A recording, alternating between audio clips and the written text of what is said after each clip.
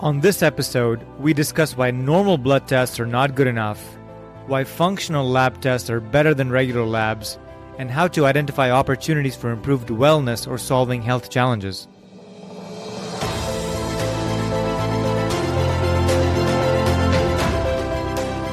Welcome to Anti-Aging Hacks. On this podcast, I interview top experts in anti-aging and longevity, and we discuss the best natural and medical solutions to bring you practical advice you can apply right now to fight back against aging.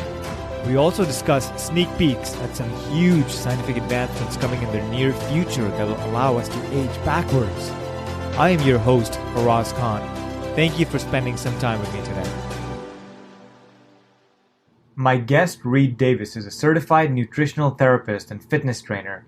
He's an expert in functional lab testing and holistic lifestyle medicine and founder of the Functional Diagnostic Nutrition Certification Course. Reed is known as one of the most successful and experienced clinicians in the world today, having provided functional lab assessments to over 10,000 clients for hormonal and bone density problems, adrenal and thyroid dysfunction, and digestion, detoxification, and immune system issues. He's also an expert in pathogen screening and food sensitivity testing and many related health problems. Welcome to the show, Reed. For the audience, what is your background and how did you get into health and wellness? Hey, thanks so much. Hello, everybody. I came out of the environmental law field where I'd been dealing with the quality of the air, water, life of birds, bees, trees, saving the planet. And I started to turn my attention to what's this environment doing to people? And so that's, a whole different field, of course. And I went back to school and got a nutrition certification, started working in a clinic, seeing people that the doctors were referring to me. Matter of fact, everyone came through me at one point. So I got into the health and wellness by studying how bad the environment was for us and what it was doing to people's bodies. And I figured some things out about stress being the number one cause of disease and chronic conditions and things like that. So, I started working in a clinic, seeing the doctor's patients for mostly nutrition. And I noticed that nutrition didn't work very well. And almost everyone coming in the clinic had already been to 5 or 6 or 7 practitioners already. And that really blew my mind for us, well, why have you been to 5 or 6 or 8 people already and you're not better at it? I don't understand. So, I just had to review the entire system that people were going through. They're all caught in this cycle of trial and error. And I determined at that point that I was going to be the last person they needed to see. Whatever had to be done, whatever system had to be developed, I was going to do it. And that was 20 years ago. So that was the beginning of it anyway, wanting to be the last person people had to see to resolve their health complaints. Did they have serious diseases? Why were they going to 5 or 6 folks before they got to you? Hey, great question.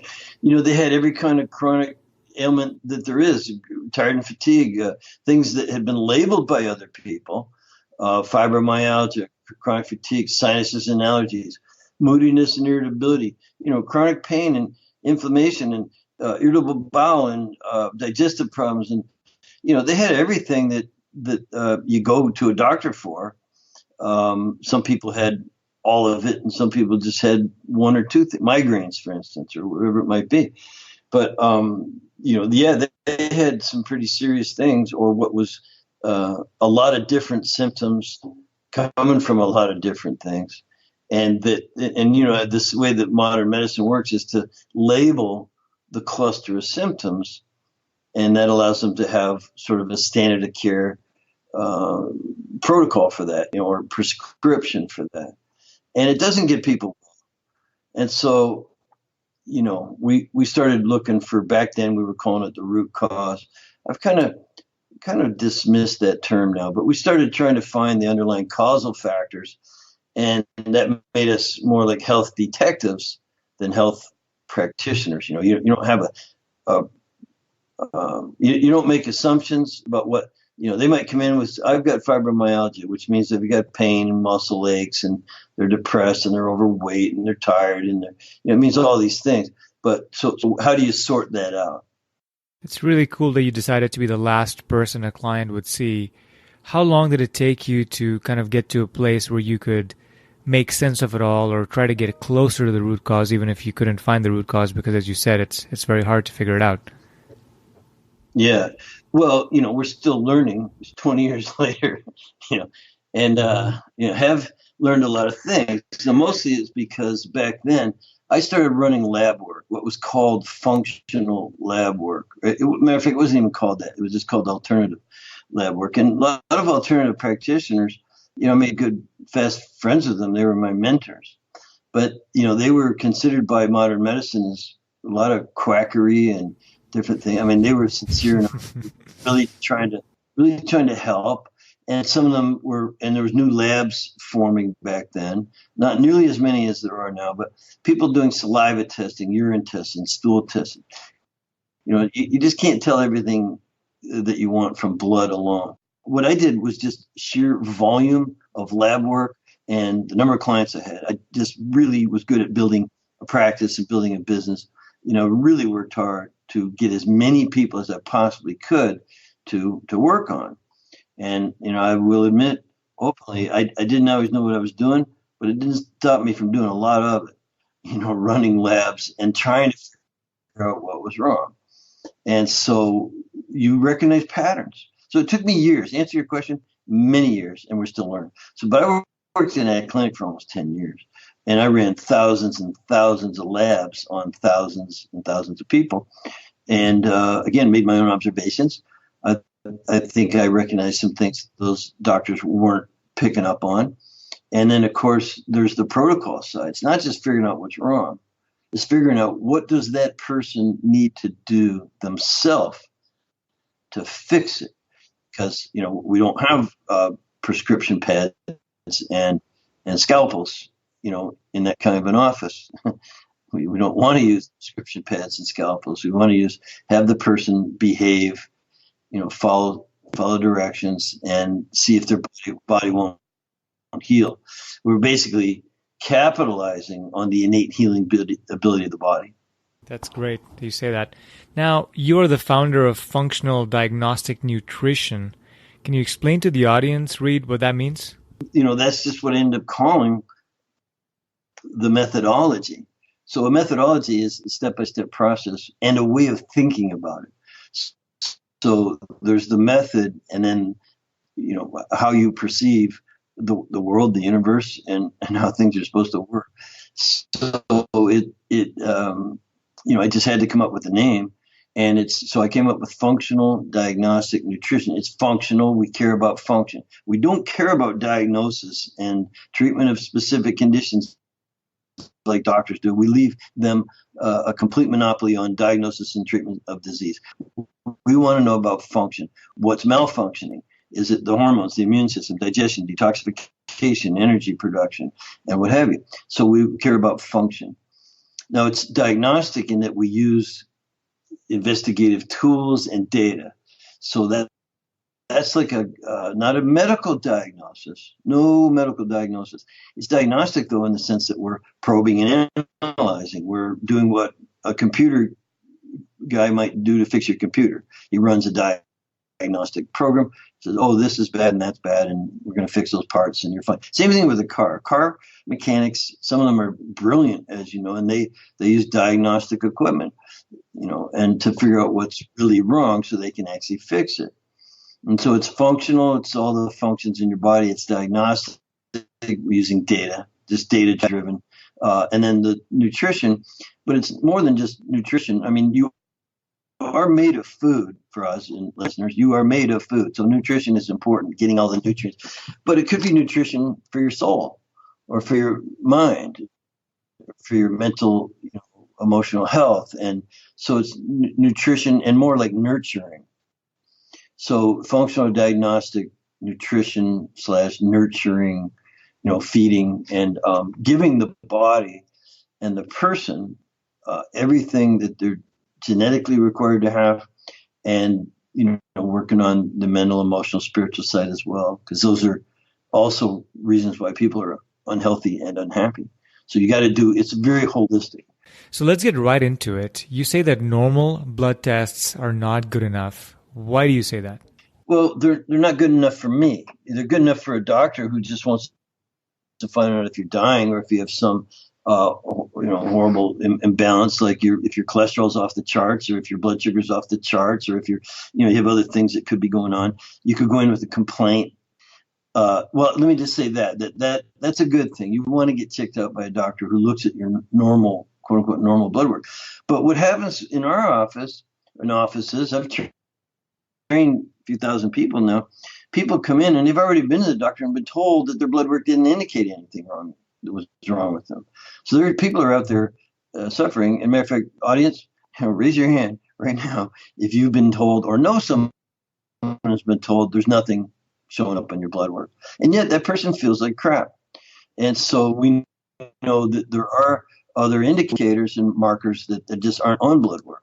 So blood work's not useless, but it's if it turns out that it looks fine, but you still have something about the way you look or feel that's wrong, that you know is wrong, well, there's other lab work. There's, again, saliva testing, urine testing, stool testing, and there's blood testing that standard physicians don't run.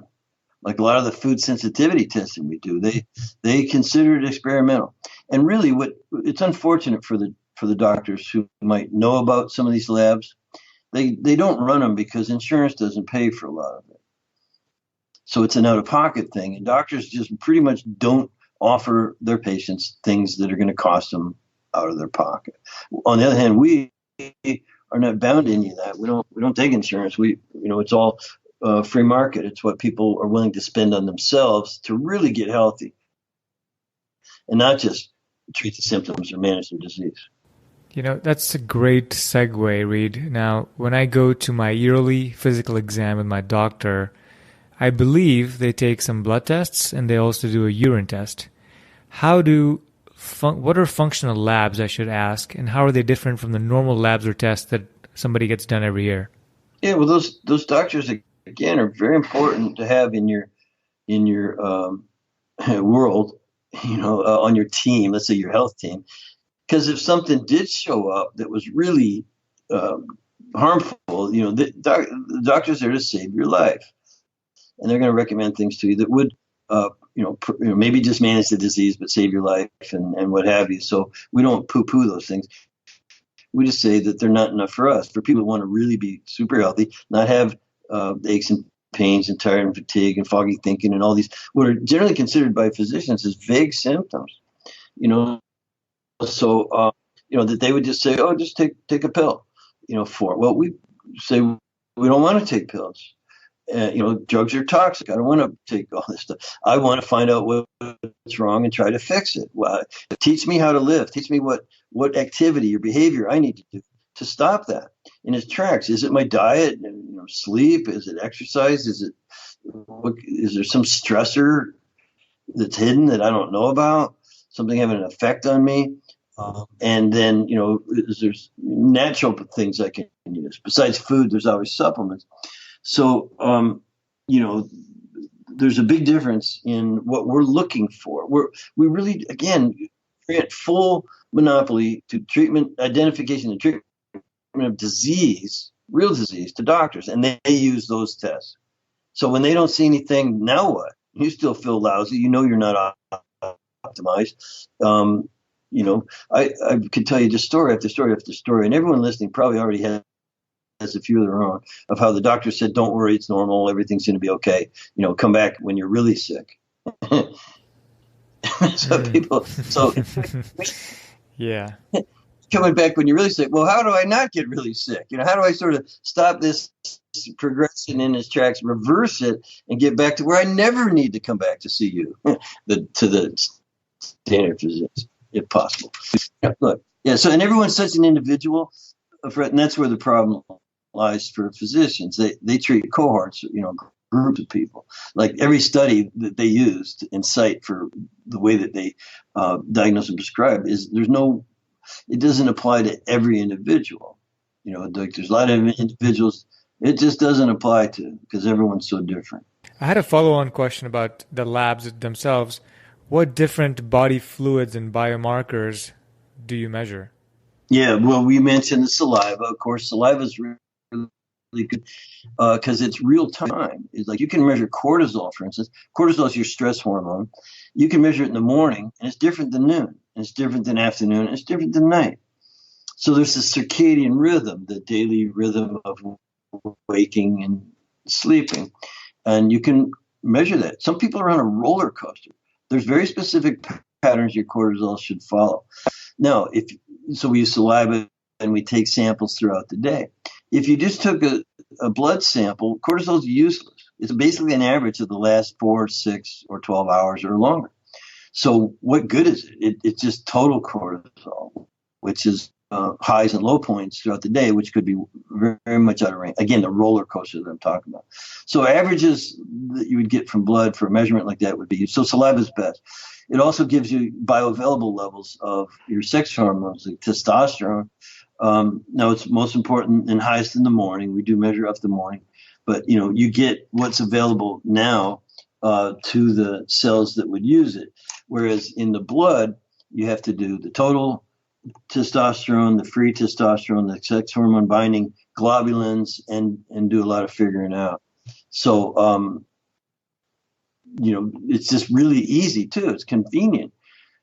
Like with that circadian rhythm, who's going to go get their blood drawn 4 times? If it was able to be time specific, which is not, you would never do it. And the venipuncture itself is stressful, which raises your core stress hormone. So it just would really be inaccurate. So there's lots of reasons why we use saliva for certain things. For other things, no. And you mentioned other body fluid, urine, can be very revealing. They're metabolites, or the end products of other substances and processes in your body that end up in the pee, and you can measure them there. So we'd want to use functional measurements. Let me give you a quick example. Are you breaking down protein? That's a really important thing to know about a person. They could be eating the best food on the planet. Oh, I have all my protein prepared by my magic chef over the most organic, meditating cows, whatever. And just, but if you're not breaking it down and absorbing it, that's no good. So, a simple urine measurement, and all the other things, oxidative stress, liver function. Not liver disease like we might get from a blood test, liver enzymes and these different things. I'm talking about, is it congested, or are you spilling bile acids over into the bloodstream? And they would be collected by the kidneys and excreted in the urine. So you can see how well things are functioning if you run the right labs. How well is it working? And then you could apply a therapy that would help correct or improve that function. Such as the breakdown and assimilation of food, or is your liver really congested? And by the way, that's not going to show up on a standard blood panel. It's not going to show up. And so, then again, there's direct therapies to be applied, and things people can do themselves that they're in control of to repair, restore, rebuild those functions. Now, you talked about the lab reference ranges being different from optimal levels. Could you elaborate on that a little bit? Yeah, I've kind of recognized some patterns, but the issue there is that people are so different. So there's the problem with the ranges is they're based, again, on a cohort. They say 50,000 people get tested. None of them particularly healthy, by the way. These aren't healthy people. They're just everybody. And so what happens over the years is people, as the population's health declines, the reference ranges get wider. Why is that? Because they're just telling you where's the median level, and then a reasonable deviation each side of that, above or below. And so as, let's say, more and more people get unhealthy in the population, well, then more and more people would be outside the previous range. So, all of a sudden you got people showing up low, and everybody can't be abnormal. So you would just change the line to make, well, that's normal. That's the normal reference range now. So these ranges have gotten wider as people have gotten unhealthy, and as the people who make the stats up, to determine what the reference ranges are, looking at a ton of data. and they just everybody can't be abnormal, so it must now be normal to have these low or high. I see exactly what you're getting at. In fact, I went to go get my testosterone checked, and I think the testosterone reference range is one of the most useless reference ranges out there because it goes anywhere from 300 to 900. And for a healthy male that works out and eats right and meditates and all the good stuff, like that doesn't tell me anything. Like, where should I be? Should I be 650? Should I be 800? Like, for my age, I don't understand. So it's kind of useless to me to look at that range, as you mentioned. I want to be at the better end of optimal. I want to be the best I can be. That kind of illustrates the approach of modern medicine is to, we know testosterone is going to help with muscle building and sex drive and energy and things like that. So it's a good thing. Testosterone is a good thing. You don't want it too high. You can get aggressive. You have problems with it being too high. But so you can find physicians saying, well, here's the physiological range I like to keep my patients in. And that's based on his experience. I mean, probably a lot of people. And when he applies testosterone therapy, finds most people are happy here, at the high end of the range, for instance. And that might be for his practice. If he's just treating symptoms and those symptoms go away, then he's successfully treating symptoms, regardless of what other problems might arise later or things like that. So there's just different approaches. My approach is to try to raise it as naturally as possible. There are a lot of supplements out there that can help raise your testosterone. I just discovered a new one this year I've been using called Shilajit. Shilajit.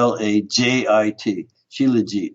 It comes from the Himalayan mountains. It's this mineral. It's just like sticky, black, gooey mineral. And man, it raises your testosterone, makes you feel like a new man. Yeah, I've heard of that. I was just in the Himalayas actually 3 weeks ago. And I wasn't looking for this, but I should have asked some of those guys. You say it's very difficult to determine the root cause of a symptom. Is there a particular reason? Yeah, well, some are not so hard, but the problem I have with that, the reason I make that statement is that people can appear with the exact same cluster of symptoms for completely different reasons.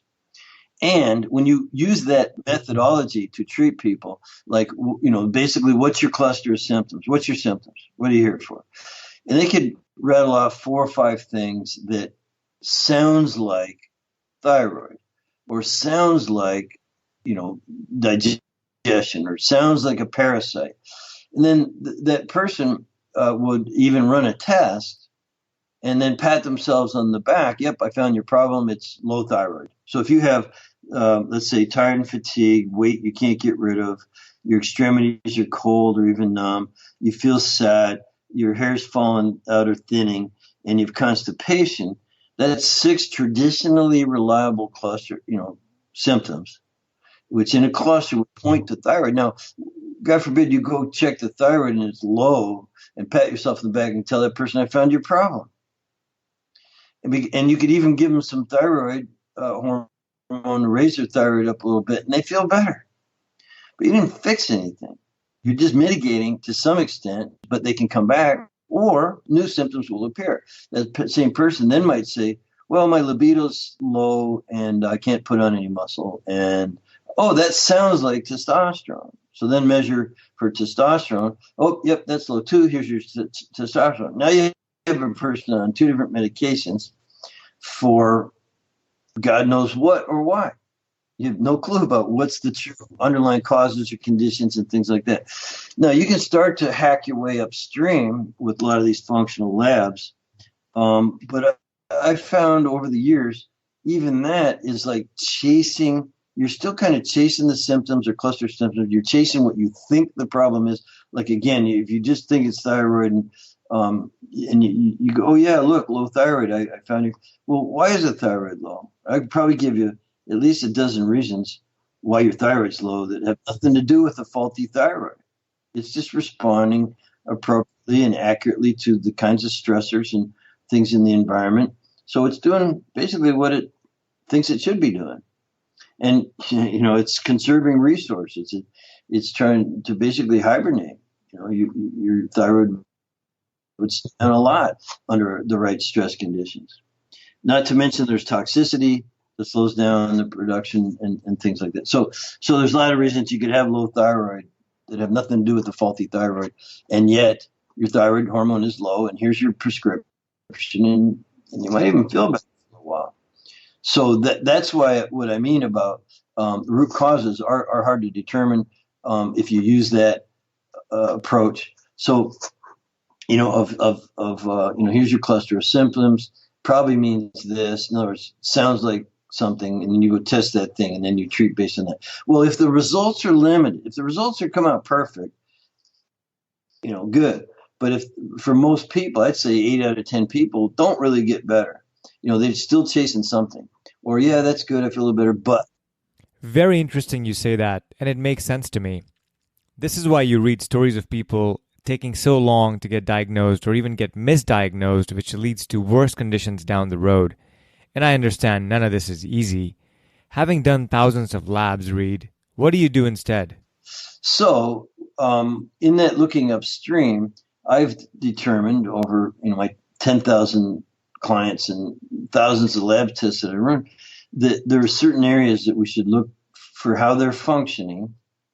And that includes hormone, immune, digestion, detoxification, energy production, and autonomic balance. That's just 6 areas. You can run some labs. You can look at those areas, and then you can fix those things. And everything downstream seems to go away and get better without drugs, without surgery. Now, if you need drugs or surgery, your doctor will let you know, and you can talk. They can talk amongst themselves. Again, I have no interest in diagnosis and treatment of disease, but in terms of what's functioning upstream, I haven't really been saying root cause much anymore. I certainly used to, but I'm like, look, here's some causal factors. There's this term I use. It's called metabolic chaos. So there's chaos in metabolism. We're infinitely unique. There's lots of things involved. But what I have just determined myself from my own observations and finding holes in other people's work, that if you can get the hormones balanced and improve the immune system or quiet it down sometimes, digestion, make sure you are breaking and absorbing food really well. And then the detoxification systems all work, and you have 5 detoxification organs. You have energy production, which is on a cellular level. And then you have the autonomic nerve. You need your sympathetic and parasympathetic balance. You do those 6 things, and you could come to me with any diagnosed condition. I want to hear it. I need to know if you've got something that's going to kill you, but it doesn't matter too much. I'm going to look at those 6 areas, identify the healing opportunities. In other words, what needs improving, and people have sometimes 6 out of 6. 5 out of 6, 4 out of 6. There's always something to work on there, always, with every person. And then you just do that work, the diet, the rest, the exercise, reducing stress in every way it could be identified, taking your supplements. And I don't have my own brand. I'm not pushing, not selling supplements. I'm saying those areas are really critical, and people just get well. Their fibromyalgia, their chronic fatigue, their sinuses and allergies, their bad moods, their things just clean up and get restored. And then, of course, learning to do those things teaches you what to do to maintain it. It's the same formula. We call it the Dress for Health Success formula, as you know. Very interesting. So, Reed, you look at these 6 major areas, and you can figure that out through the functional lab testing that you do. Once you identify opportunities for improvement, it could be all 6 areas, it could be 2, it could be 1, then you give them a mixture of supplementation and or lifestyle recommendations that they could now take to improve that specific area, and then they come back to you in a few months and you do those tests again? How does that work? Well, basically your job is to teach that person how to live. The data in the beginning can be very instructive. It's a lot of data that is not being looked at by other practitioners. So we're looking at a data-driven protocol, and it isn't. I really don't like relying on the supplements. People do say, "Well, what can I take?" They're so used to just grabbing a bottle to try to get some relief, or feel better, look better, whatever it might be. And so we really want to start with a holistic thought process. It's your whole life. It's everything that goes in your mouth. You're made of food, which is where we started out. You're made of food. That's really critical. Sleep is absolutely incredibly critical, or what I just call rest. So diet, D, R, rest. E is exercise. You can't be healthy if you don't exercise, and there's the right amount. And some people need to exercise more, some less. And then the two S's for dress is supplementation and stress reduction. On stress reduction, it's huge. It's huge because so much stress is hidden. So people do have parasites, bacteria, funguses, viruses, biofilms, some kind of oxidative stress going on in their body that's breaking it down and aging it before its time.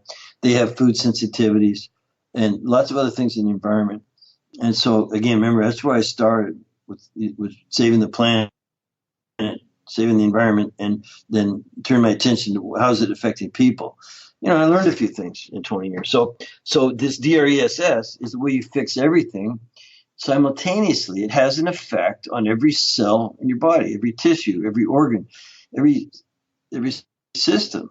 The entire organism is improved. It's data-driven lifestyle. And so the supplements are part of it. But I try not to focus on those. If you think about it, that's 5 things I've given you to do, DRESS. The supplements are only one.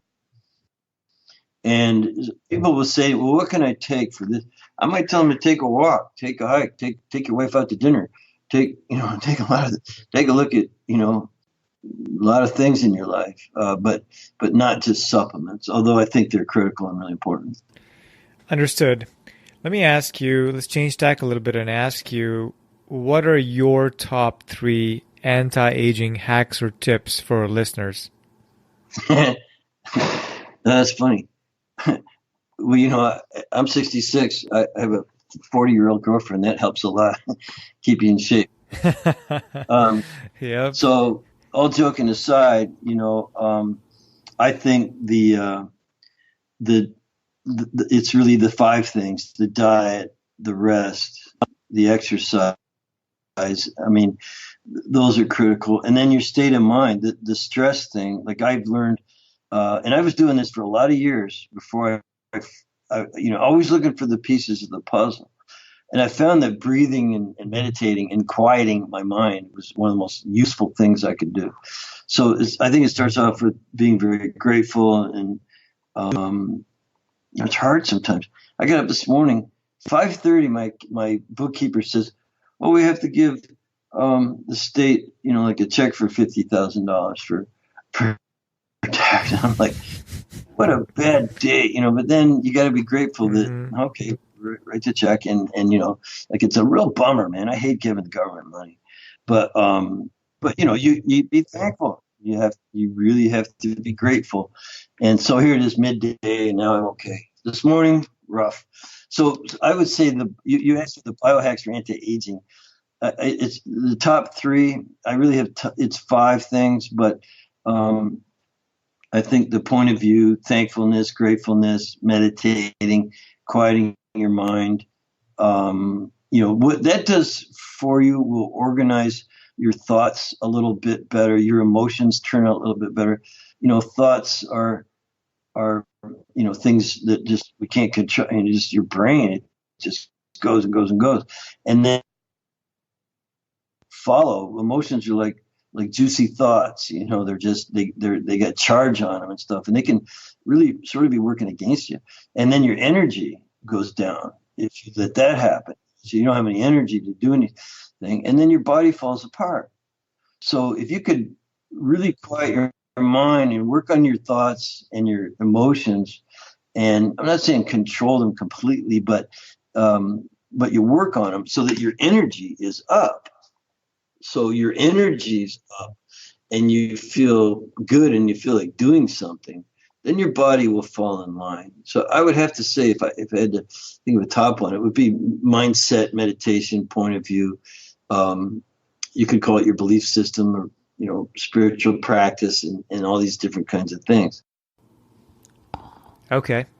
Now, it's very interesting you say that you have a 40-year-old girlfriend, because what we're learning, and I study aging, or anti-aging, I should say. So what we're learning is we don't get old, we get old because we stop playing. And so when I talk to people, an easy thing to do is to make friends that are 10 or 20 years younger than you and just go hang out with them for a little while. And you get back into play, you get having fun, and you start making stupid jokes again, and you start being silly.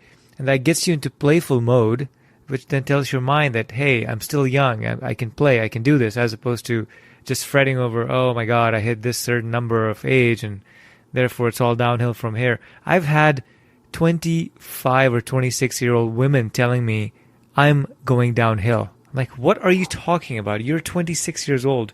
Your entire life is ahead of you.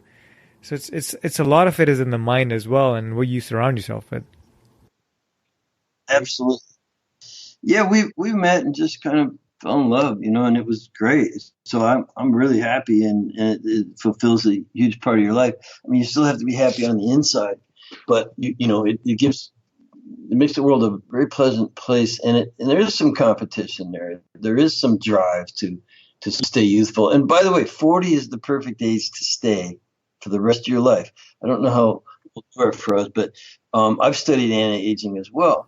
Now at 66, I'll never be 22 again, right. no matter what. You can't get into that anabolic of a condition. If you do, you'd be some freak of nature, right? But you can certainly get 40, because 40's mature. It's a certain balance between the catabolic and the anabolic. Your body breaks down and builds up, breaks down and builds up, breaks down and builds up. You can keep that balance at the state of a healthy 40-year-old well into your 80s. And that would be my goal. So now, again, you won't be 22 again, but who wants to be? I was pretty stupid back then. Yeah, me too. Yep. So yeah, but I'll stay 40, a mature, healthy 40-year-old till I'm in my 80s. What could be better? That is perfect. Now, I have a question for you. So people like myself, right, we want to be proactive. We want to figure out and get ahead of any hidden stressors or challenges that we might be having. Luckily, at least I feel really good, and all my biomarkers as measured by my physical practitioner are all good. What else could I be doing proactively, Reed, to look at functional tests and otherwise to make sure there's nothing else that's missing? And I'm not stressing about it. I'm just curious. That's the state of mind I'm coming from. Our functional labs are available to anyone that wants to run them. And what's just going to hopefully fill in a blank there is we've had a lot of students come who wanted to learn the labs so that they could help others. And then, because they thought they were doing great. And we get a lot of our students, by the way, from fitness conferences and things like with personal training and nutrition and functional medicine, all these different sort of where you might find health coach or health coach prospects. And so they look fit. A lot of these people look fit, and they actually say, yeah, I feel pretty good. I just want to take your course so I can learn to work on other people. But as part of our course, we require you to work on yourself. We believe firmly that you can't help others if you're not working on yourself. You need to, as my friend Paul Chek says, you have to wear it if you're going to share it, something like that. Or you got to walk the talk. So our students take the tests and find out, wow, I guess I'm not so perfect, am I? Like their hormones are a little out of balance. They're in a little bit of a catabolic state, or their digestion isn't what they thought it was, or their oxidative state is too high, too much oxidation going on. So, or their liver's a little congested, or on and on and on. They, the gut function, and they have, some of the parasites, bacteria, fungus, overgrowth. They're not pathogenic yet. It's not like it's really affecting you in a big way. But these things lie, as you know, symptoms are the last thing to occur. So these dysfunctions can lie sort of, I won't say dormant, but there's a word for it. It's just part of the chaos that because we have this elasticity, there's a range you can be in and you get by. And the other thing is that people don't know sometimes, like they think they're okay, but then They don't really have clear thinking. They don't really have good energy. They don't really have good digestion. They just have accepted it as normal, you know, like what's not really normal. It's amazing what people accept as normal. Yeah. Yeah. I definitely, when I hear people accepting the status quo or that they'll never have the energy or the digestion or the metabolism that they had earlier, I just want to get on my soapbox and start talking and lecturing them. But I check myself because, it's very rude.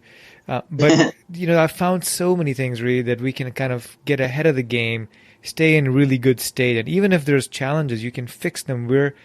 We have a lot more technology available to us than we did ever before, in a lot of ways, like, as you said, data, it's looking at data and figuring out patterns or other ways to do things, where it's much, much easier than it was just 5 or 10 years ago. So I implore these people to take advantage of everything that's out there to become the best version of yourself and make sure you have the body so you can live a long life. Amen. Yes, sir. Now, let me ask you this. How can people work directly with you? And if so, how would they do that? Well, I don't see a lot of clients, because I'm too busy teaching.